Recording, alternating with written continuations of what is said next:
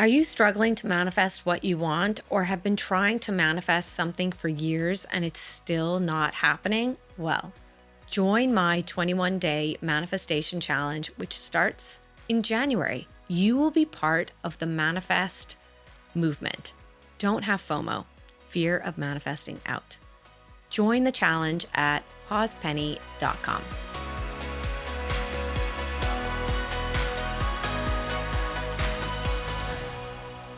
We are ready. We're rolling. What's up, the manifest movement? I have got all of 5'9.5" of Ivana Miličević. Did I say that right? You did. I did, girl. I did. And she is 5'9.5" of a total vibe. You are? Yeah, you are. So. She owns it. She owns it. And today we're recording on 11/11, but it'll come out a little bit later. So we are on a high vibes, aren't we? That's where I like to roll, on the high vibes. Yeah, you live in the vibe. I do. You are the vibe. Well, I learned how to live in the vibe. Yeah. I might have been born a little in the vibe, but then I grew from the vibe I was born to a higher vibe. To a higher vibe. Yes. So we have a lot in common. Our parents both emigrated. You from Bosnia. Yeah. Mm-hmm. And me from Ireland over to the USA. Mm-hmm. I was in LA. You were in Michigan. Detroit first, yeah. Detroit, yeah. And you were 5, I think. It was 5, and I was 2.5. So it's the USA life. Yeah. The good life. The good life. At least it used to be. Yeah. So I read something about you that I thought was hilarious. It said, so you were a model, which totally makes sense in high school. That's not hilarious that you can look at her. But that you did stand-up comedy. I sure did. I did. When I first started, so in the 90s in Los Angeles, right, I was modeling. And at that time, they did not want models as actors. It was just not the time for that, which is also why supermodels became a thing. So I decided to do, first of all, I loved stand-up. That was my first love, even before acting. I loved watching stand-up. I liked going to stand-up. I liked improv. So I started to do stand-up at the Comedy Store. And then I got discovered by a manager there, and then I started to act and go on auditions and stuff. Yeah, it's the most badass thing I've still ever done. There's nothing scarier than going up on stage and they're like, yeah, we're here for you to make us laugh. Go ahead, please begin.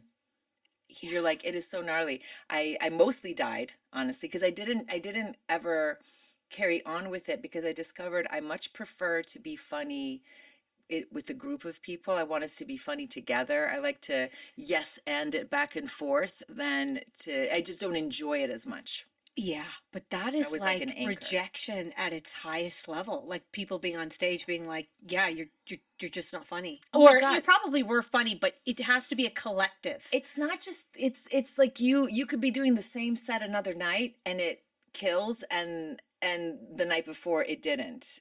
There's just a whole vibe that you get good at. Like it's like grabbing them by the, and just like massaging the audience. Yeah. And you know when you have them, and you know when you don't, which is the beauty of live anything, and the terror of it. And the terror. So tell us how you got into manifestation, because this is going to be all about you, everything you've manifested, what you believe manifestation to be. So where did it all begin?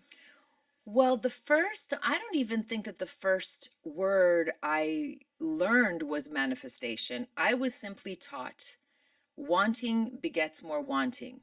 Don't do that, by my teacher, George. And where did this teacher, George, I've heard a lot about George. Where did you find him, or where were you learning from him, or where did he find you? When a pupil is ready, the teacher appears. Yeah. Literally, it was in Los Angeles. I had a boyfriend at the time, Brent Bolthouse. Do you know him from LA Times? No. No, because you moved back here. Okay, and he had this teacher he was telling me about who was like a Qigong master, and he was able to heat wine up so hot with the energy, his Qi, that he could pour it over meat and it would cook. Right. It was just a lot of the things that they were doing in the Wu-Dang tradition in China, where they were learning Qigong, which is the energetic side of martial arts. Yeah. Right. At the same time, a girl in my acting class was coming over. We were probably smoking weed. And I was like, spend the night, because I love a sleepover.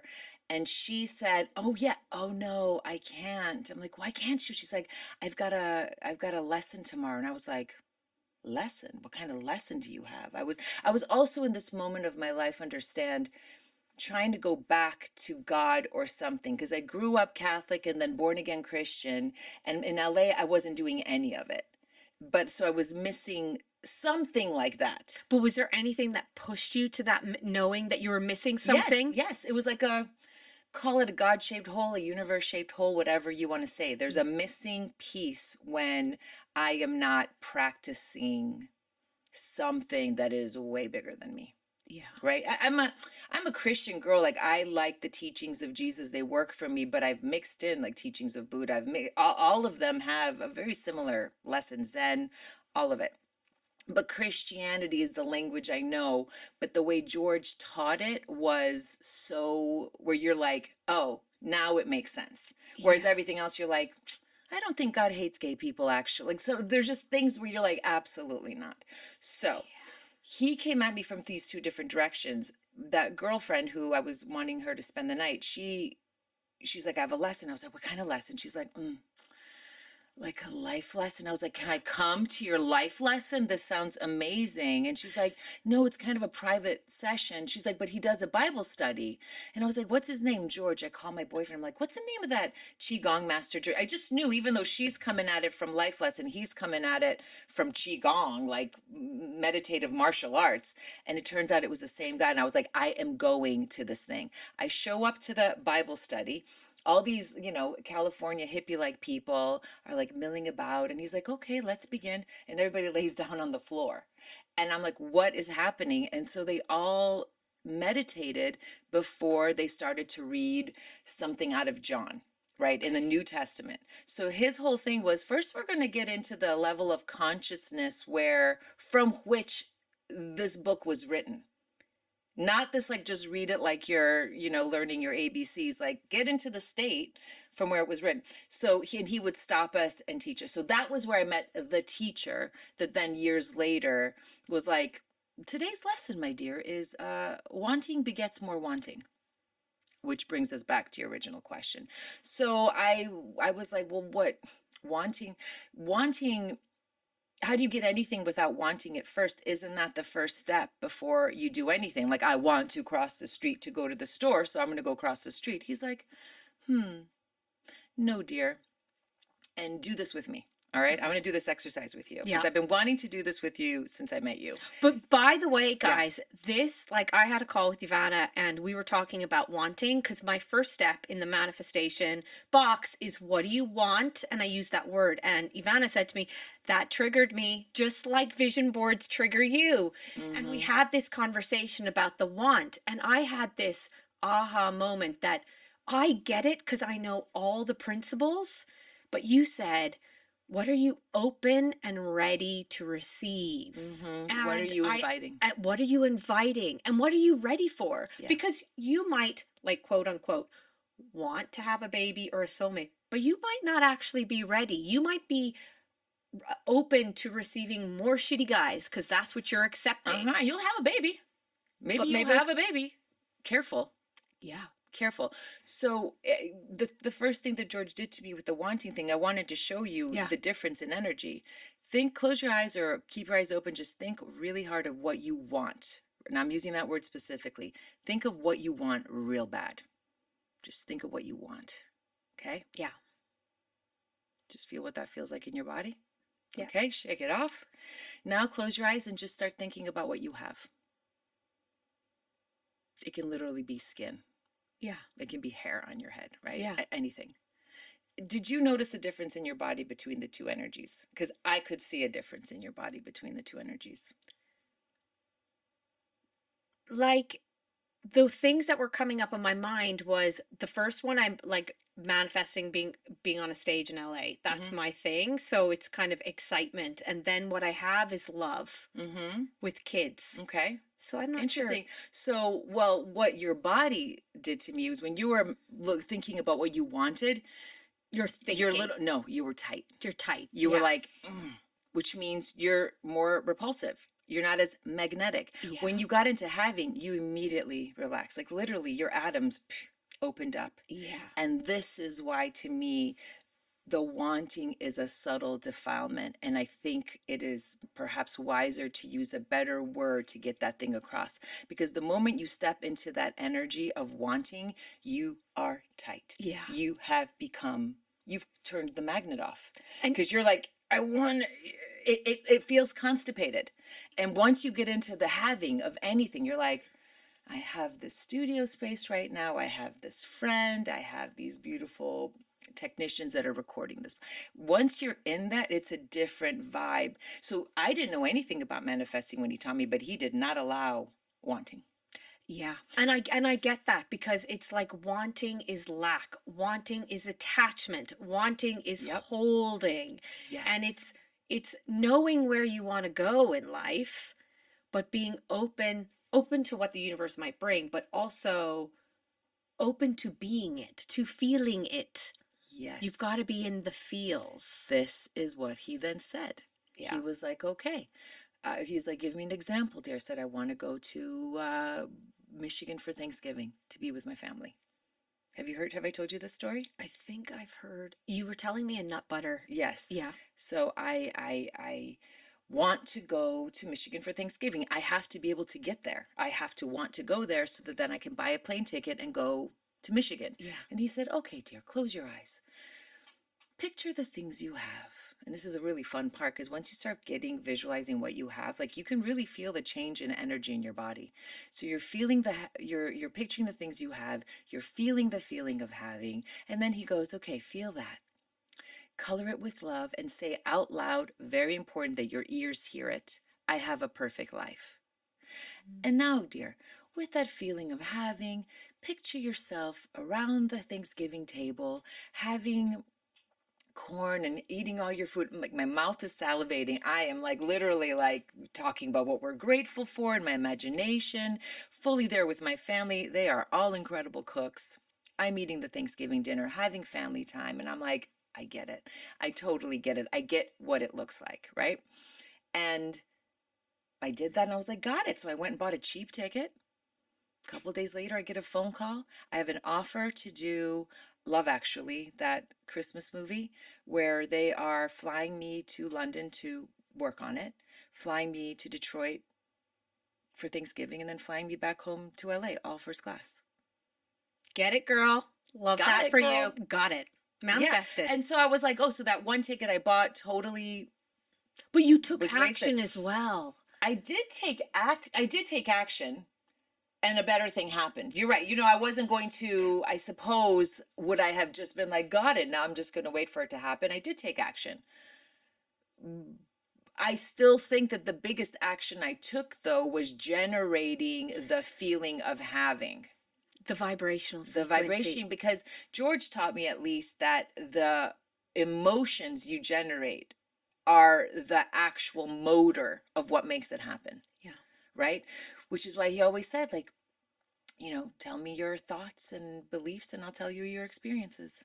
Tell me your experiences and I'll tell you your thoughts and your beliefs. People are acting very, very luxurious with their negative thoughts and their beliefs and their feelings. I understand it, of course.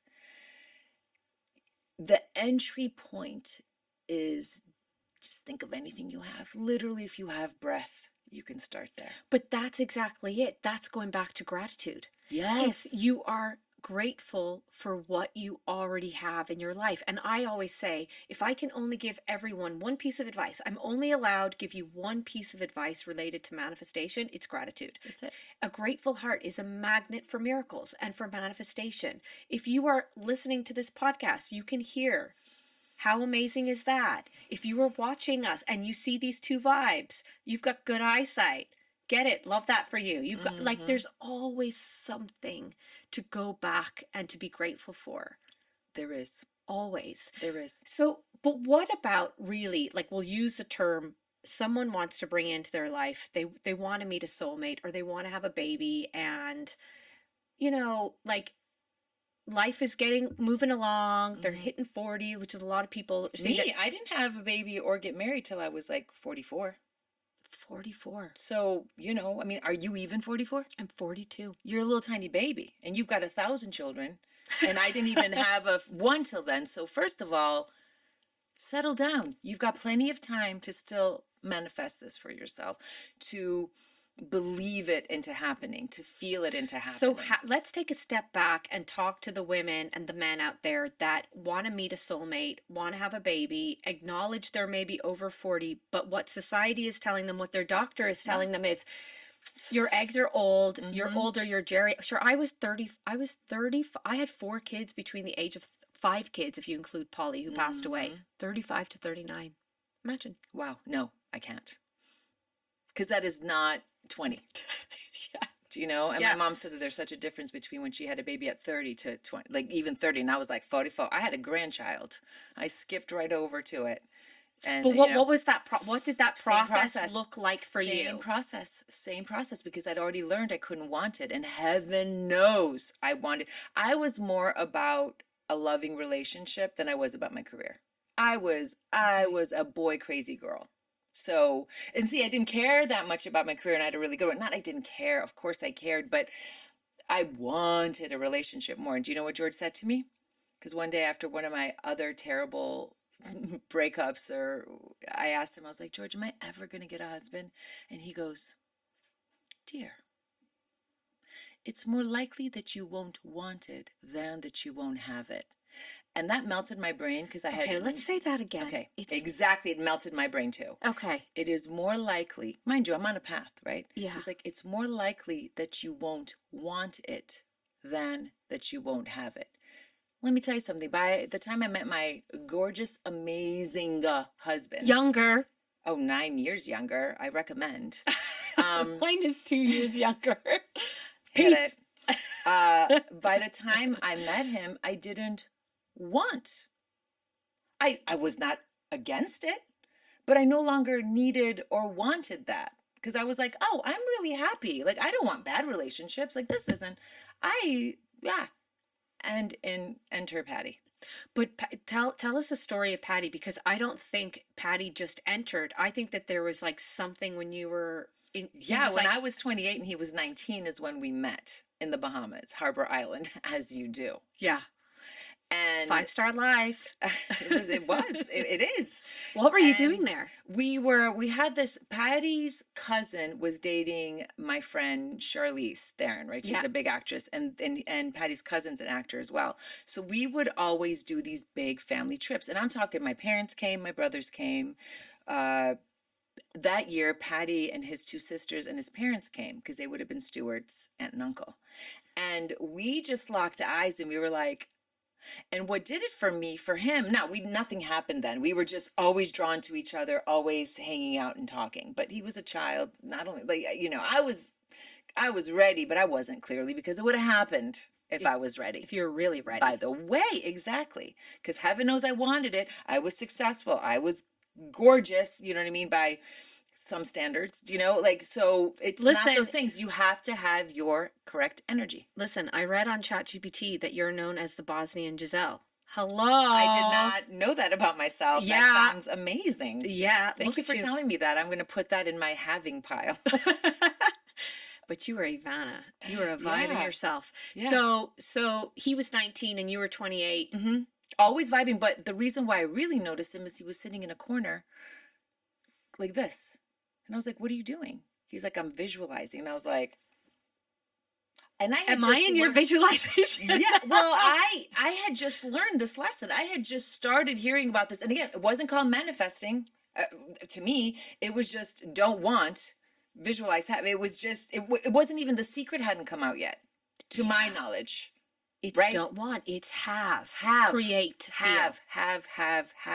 Feel the having, feel the happiness of having about what you have. I cannot tell you how much that is the motor. Yeah. And I do have a lot of stories about this stuff. But anyway, he was manifesting, or he was visualizing, because he had just won a racing scholarship for Formula Renault, right? Formula cars. And he shouldn't have won it because he didn't race in karts. So he was learning the Silva method of visualizing the odometer going up and the lights changing to green, or whatever that process is when you're racing cars. But I was attracted to him because I was like, this kid is already on it. And do you know what I said to him?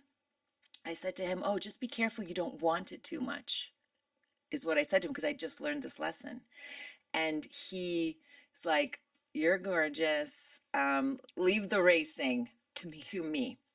Years later, and he will tell this to you if you ever have him on your podcast, he was crashing into a wall because he was about to win this championship, right? His tires were old. All he had to do was finish. But there was some rookie that was going to win. He was like, no, I'm not letting him have it. And he pushed his tires, crashed into the wall. While he was spinning, he literally said, this is years later, oh, this is what Ivana meant. Hand to God. Right? So you can't even want good things. You can't even want to quit smoking. You can't even want world peace. You have to be the peace. Yeah.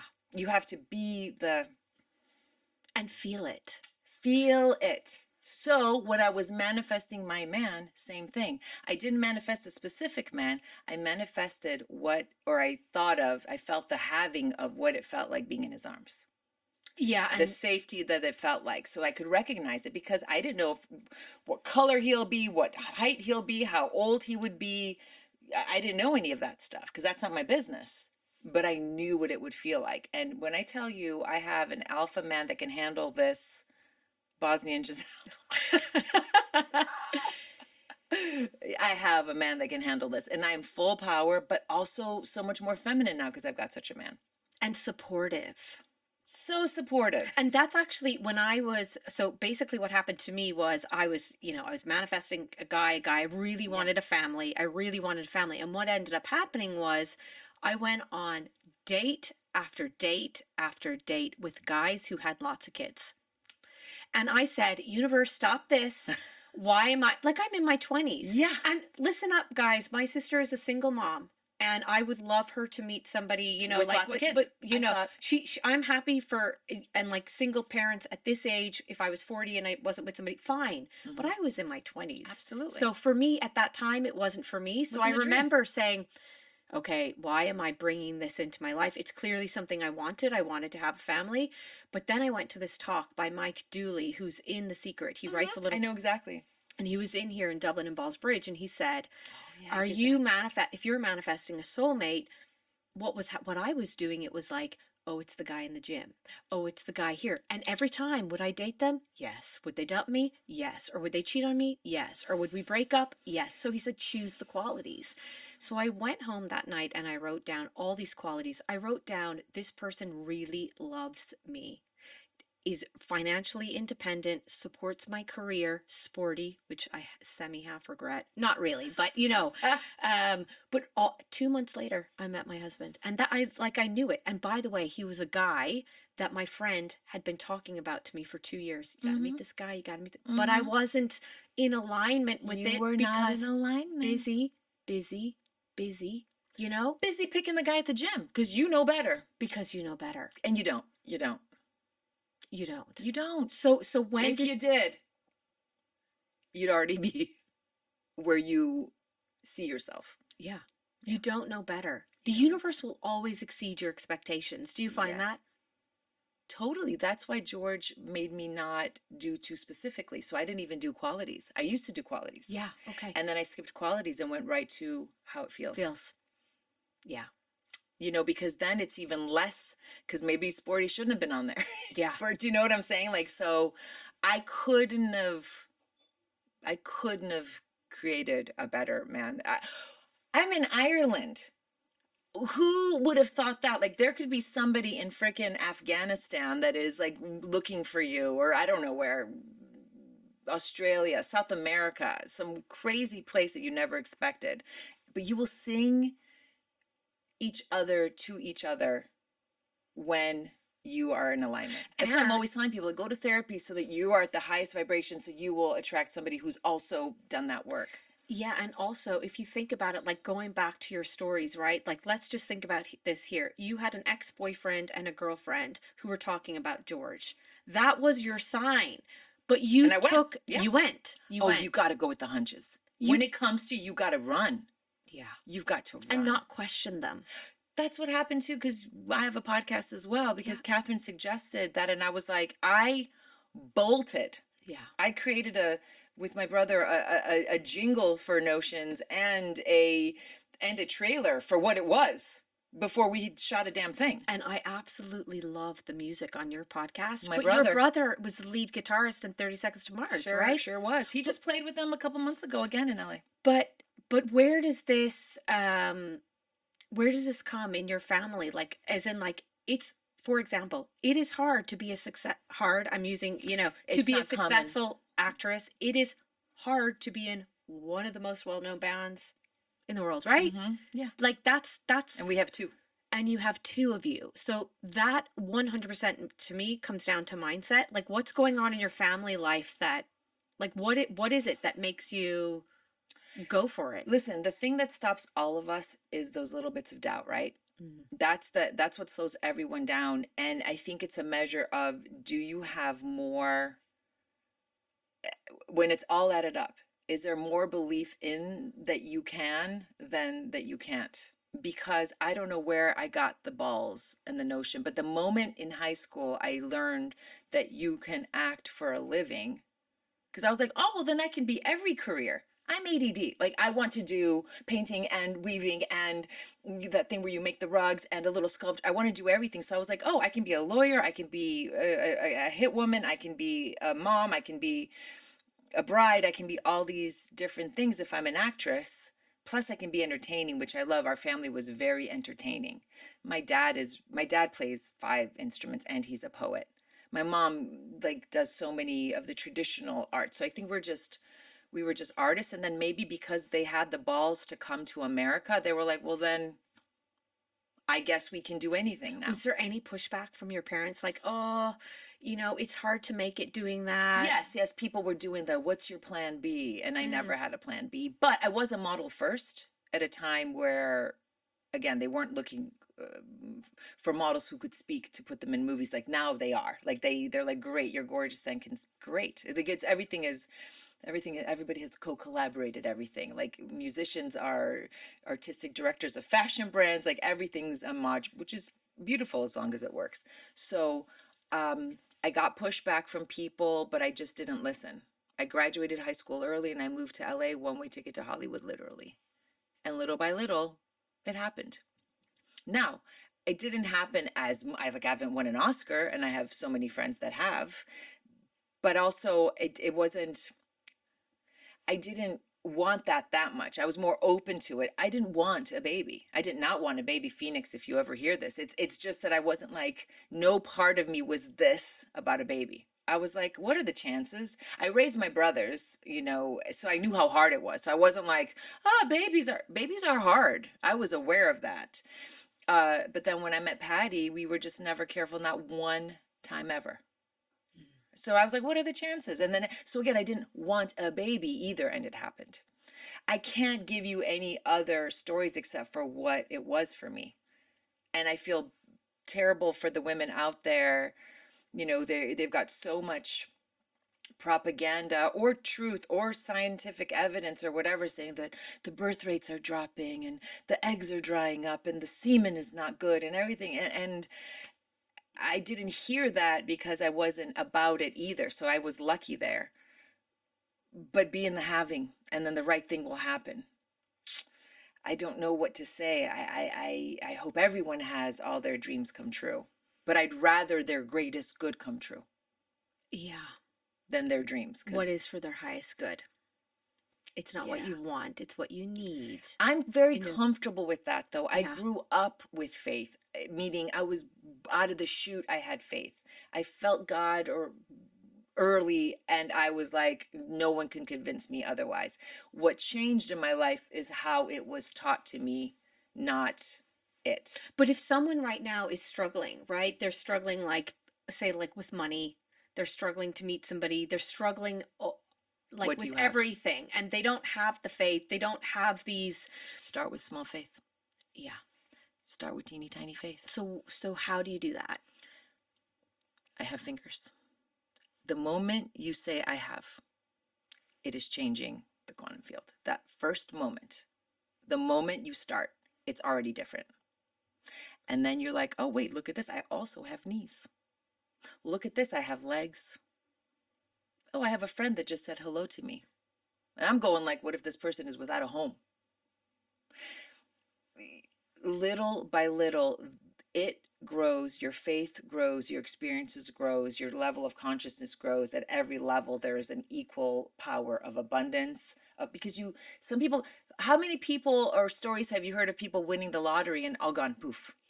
So clearly you need to be the vessel, the container needs to be ready for the blessings. So work on the container so that when the good things come, you are ready. And you keep it. And you know how to multiply it. And you don't just, there's people who cannot hold on to money. They can't. They're like, even if it's given, they're like, whether they're sharing it or just they lose it. Yeah. They literally lose it. There's something there. So George also said, he's like, these are your divine rights. These are yours by divine right. Love, joy, peace, health, wisdom, prosperity, abundance, comfort, and protection. Okay, let's go with those 9 again. Okay. I really like those. Love, joy, peace, health, wisdom, prosperity, abundance, comfort, protection. Mm-hmm. They are yours by divine right.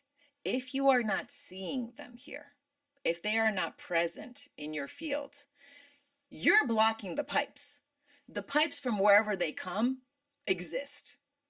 If there's a blockage, you are putting it there. How are you putting there? Limiting thoughts. How are you putting it there? Limiting beliefs. How are you putting it there? Limiting feelings. The amount of times people tell you why something, they fight against their own thing they're going for.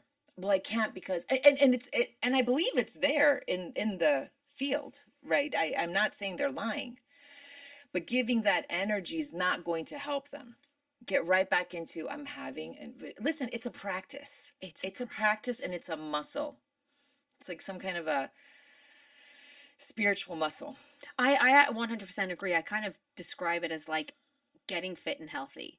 You've got the getting fit and healthy umbrella, and then you've got the gym, the food, the supplements, the water, the sleep, and then you've got thoughts. Yeah, your feelings, your beliefs.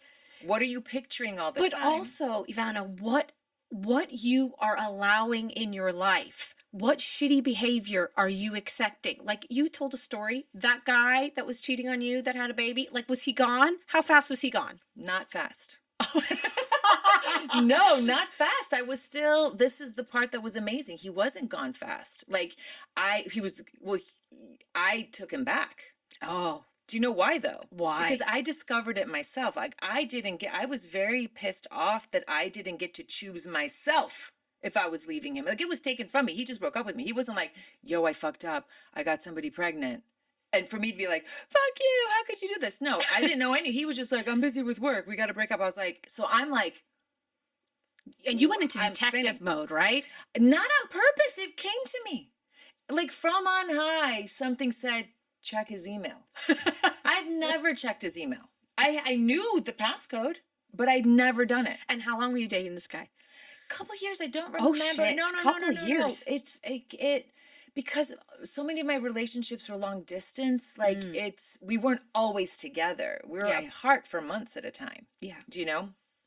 Listen, I was trying to keep him happy long distance. It wasn't like, But why did you allow him back in then? I think it just wasn't a finished thing. I don't regret it. Okay. I don't regret it. I was still madly in love with him, and I was madly in love with his kid. Okay. As well. I always thought that I always thought for sure I would be a stepmom. A stepmom that invited the baby mama to vacation as well, and we would all have Christmas together. I was like, I'm a perfect stepmom. Everyone's welcome, Yeah. And I really loved his kid, and I took him back because I was in love with him still, and I was like, well, maybe you can get past this kind of a thing. Of course, it happened again, and then I never saw him again. But I was still not done. Because I was still I was still hoping for some kind of a miracle, because I think I believed the hype. I was like, you're in your 30s. What do you think what do you think you're gonna get? Like, this is probably the best you can get. I have a lot to say about like manifesting a man and what not to do. But this goes back as well to a lot of people that are messaging me and saying, can I manifest my ex back? And I'm like, why are you trying to stay back there? Like, what? It's because like our brain doesn't like change. And they're believing the other hype. Yeah. So I kept hoping that some kind of miracle would happen. But then one day it was just done. But it was finished with love. Yeah. Because I still loved him. I was like, I love him. But then one day I was like, oh, even if miraculously tomorrow he was, no, it's done now. Yeah. So a lot of people leave their guy, but they still have the hate. The next guy pays for the sins of the guy before. That's not it either. So why I say I don't regret how I did it, I saw how you can do the full circle, because a lot of people may break up with a bad guy, but the change hasn't happened and they just attract another bad guy. Yeah. I attracted a guy after that was not a bad guy, but also wasn't the guy. But I kept learning these different things. Like the guy after that was like doing blow on Tuesdays at noon. I'm like, I am not that girl. Yeah. I don't do blow on Friday nights either. Do you know what I'm saying? It's just not my thing. Yeah. No, whatever is your thing, but just like that is not a match. But it did teach me something else. Like, cause he was like really kind and loving, and he had two cents to rub together, which I was also pushing away. I was like, well, if they have any money at all, then they might want to control me. Or then maybe then the assistant buys a bracelet. I can't have that. So let's go back to what George would say about that, and what George would say about abundance and acceptance of gifts. So first of all, let's think about the majority of people are trying to manifest abundance, right? Mm-hmm. And a lot of people just genuinely are complaining about money. Everything's so expensive. It's so hard. Yeah. And yeah, okay, prices have gone up. Fair enough. But you don't have to I give you an I went to Tesco. Don't dwell on it. Yeah. But also I went to Tesco the other day. I bought myself a lint bunny, and I got to the counter. It was a big bunny. Knew I was going to eat the whole thing in one sitting. Immediately. Yeah. Bought it. And I got to the scanner. It was €6 because I never look at the prices. And I was like, And I said, Yvonne, you don't make a comment on the price. You either put it back or you're paying for it. And maybe you don't get it again because you just need like a little piece of chocolate. You don't need to pay €6 for a bunny. Maybe you do. Maybe you don't. But you don't need to comment on the cost. Do you know what? If you ever have it, I don't know if you notice this between Ireland and the USA, but if you have anything in Ireland, people will be like, how much was that? How much did that cost? Croatia too. Oh, really? They're like, how much did you make on that movie? And I'm like, wow, we don't ask that in America. We're just like, you're amazing. Get it? Yeah. Yeah. It's just different it's like they want to. I don't even mind saying it. Like, because for instance, in America, you can go to somebody's house, immediately look on Zillow, you know exactly the whole history of that house, what it was bought for, what it was sold, when, what year, so things are quite open there. Whereas here they're not. So things like that where I'm like, it's just business. What is this house in this location? What are these property values? Like, America is kind of business like that. So even though we wouldn't ask those questions, a lot of that is already open. Whereas people here maybe do ask the questions, but yet it's very secret here. Things are very secret. Yeah. Yeah, it's one thing. I was listening to Grace Andrews, who built up the Diary of a CEO podcast. She's the marketer. She's gone out on her own, but she's in the UK, and she talked about how she felt like in the UK, and I feel this a little bit in Ireland, that people aren't excited in Ireland and the UK necessarily about your success, whereas in the US are like, yay, she can do it. I'm doing that. Like, that is good. Do you find that? I ignore it. Yeah. Because I'm busy generating my own excitement in my own house. Yeah. But it's definitely not the American energy of like, listen, look at Los Angeles, something that's as highfalutin as can be. Do you know? A dude that is serving you your dinner at the restaurant can win an Oscar that next year. Yeah. That quickly, something can change for people.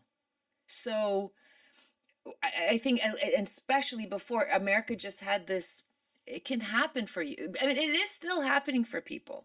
It isn't just working hard anymore like it used to be. You need more than that. Yeah. You've really got to believe it and feel it and have it. You have to have it before you can have it. Yeah. And how do you believe when it comes to money? So I believe that money's job is to come to me.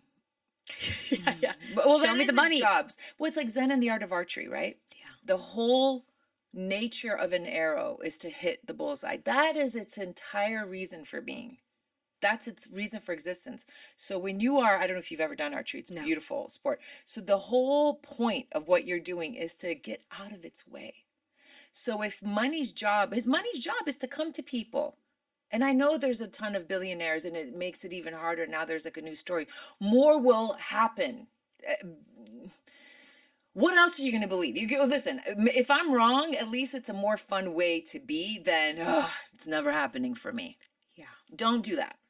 But I was listening to Brene Brown, who's that researcher in the US. Exactly, who studies shame. Yeah, studies shame. And she said that our hardest emotion is joy, because we'd rather live in, I don't want to get my hopes up. And for example, this is like even when I wanted to have a baby, right? Like when I was manifesting having a baby, I would always say to myself, get your hopes up, because the fall is the same when you have a miscarriage.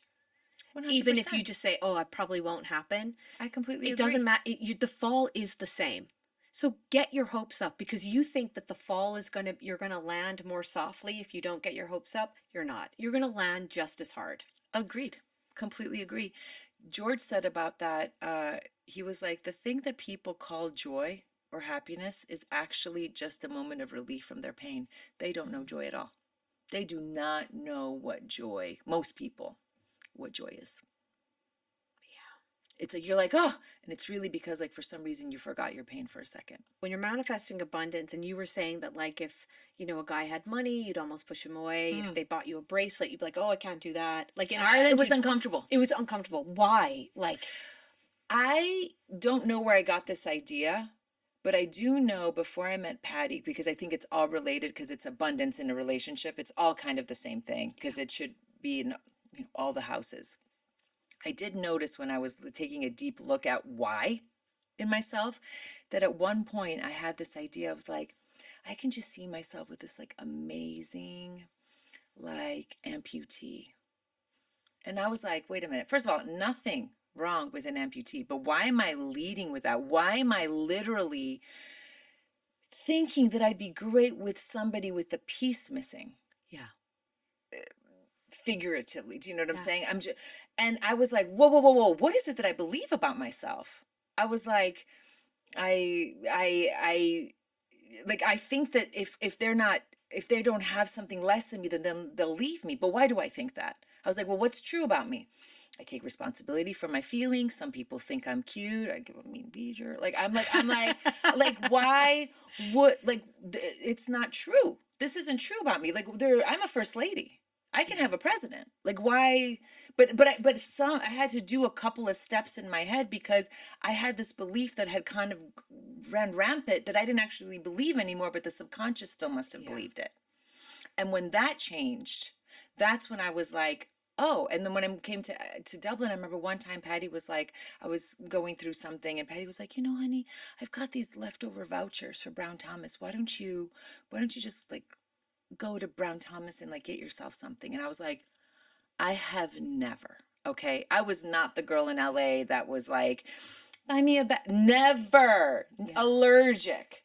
And even still, I took those vouchers and I bought a amazing crazy duvet for us. Do you know? I still it took me steps.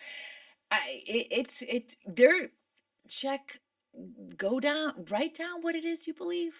Yeah. Write down what it is you believe about yourself and what you deserve, because you might surprise yourself. And it's of what it is. Yeah, and I also think you told a story when I was on your podcast about how when you were manifesting, before you were even manifesting, your mom made you clean the house on a Saturday or something, and she said, you need to learn how to do this, and you were like, no, I don't, because when I was the same when I was growing up. I was just like, I am going to be financially independent in my own right, because I'm not doing this stuff. So then when someone comes in and kind of can gift it, you're like, no, I can take care of myself. Thank you very much, which I do think is important, but it's two different things. Yeah. Afraid of a dude that has money is very different than also taking care of yourself. Yeah. Attracting abundance for yourself and the family and your man. It's very different. Yeah. Do you know? It's not, I don't want an Oscar. I'm open to an Oscar. I'm not pushing that away. But to that end, I remember one time George asked me, he's like, what would you do, dear, if like right now you just got a call that you're making $10 million and you're starring in a movie with Jack Nicholson. This is Jack Nicholson's times. And I was like, I almost threw up. My vessel could not handle that stress in that moment. You weren't open and ready. No, I was not. But why? No idea. That I didn't know. I for whatever reason. But you knew. But I've got to work on that. Exactly. I was like, hold on. Just the same with like, why am I open for an amputee? Like that I haven't met. It's not like I fell in love with an amputee. Beautiful. That's not what happened. I was like, an amputee somewhere that doesn't exist. That makes no sense. Yeah. And I think that manifestation starts a lot with awareness. Asking yourself these questions and peeling back that onion. Your beliefs. Why? What are you thinking? What are your thoughts? What are your beliefs about yourself, about money, about... You will be shocked at what you believe when you ask why enough times. Yeah. So what's next? What are you open and ready to receive in your life? I realized that I'd rather be Alex Cooper at this point than Nicole Kidman. Do you know what I mean? Like, I'd rather have influence. See what I almost did there? I am open. I am open. I am into sharing love and joy. Yeah. I would like when people to listen to the podcast to be like, oh my God, I need to spend some time with my best friend. Yeah. I need best friend times. She loves me because I do. You are so loved, people who are listening right now. I love love. I love spreading love and joy. So how that comes, I still don't care. Yeah. What if it happens where you're like, no, you are to be a photographer. Okay. It doesn't, the how I do it actually doesn't matter to me. What it looks like. But do you still go to LA for acting auditions and stuff like that? I do them here. I do them here. No, I still do them, of course. Yeah. And I have an agent here and stuff like that. I'm open to all that stuff. It's less attractive because it usually means I have to leave my family. Yeah. So I'm not as gung-ho when I can come down the street here and record interesting people or go to LA on my terms for as long as I want to interview people there, which we're going to go do. Yeah. And the thing about it at the end of the day is I was thinking about this myself when I was getting ready to come here. I was like, Yvonne, what does success look like to you? And success looks like to me, I was just thinking, doing things I love with ease. That's it. Writing the book, but not being under this financial constraint or anything like that. Doing my podcast with ease, with people I like. Yes. You know, like doing content creation with ease. Exactly. And money flowing. And money with ease. Flowing with ease. It's still showing up. There is work to be done in keeping your mind clear. Yeah. Cleaning that junk out. So people are like, oh, you can't just sit there. George did call it the butt system, but there is work to be had. But you can sit on your ass and say, it's so hard for me, everything's so expensive, I'm never going to get the job. Or you could sit on your ass and be like, I am so grateful for this ass, this peachy ass, this lovely couch. This loved ass. Yeah, this book that I'm reading. So you could be sitting on your ass complaining, or you could be sitting on your ass with good positive vibes. So which one is it? Which vibrational frequency? Which wave? Which wave? You've said this before. Which wave are you riding on? That's it. I say that to atheists. I'm like, you know, you walk into a room and it's a bad vibe. You walk into a room in a good vibe. Yeah. But you've got some dominance over vibes. 100%. You have. 5'9.5" of Ivana Miličević. Look at that. Go girl. The Manifest Movement. What's up? And you can check her out on Instagram. You can check out her podcast, Notions. We'll be back. Round 2.0. Yeah.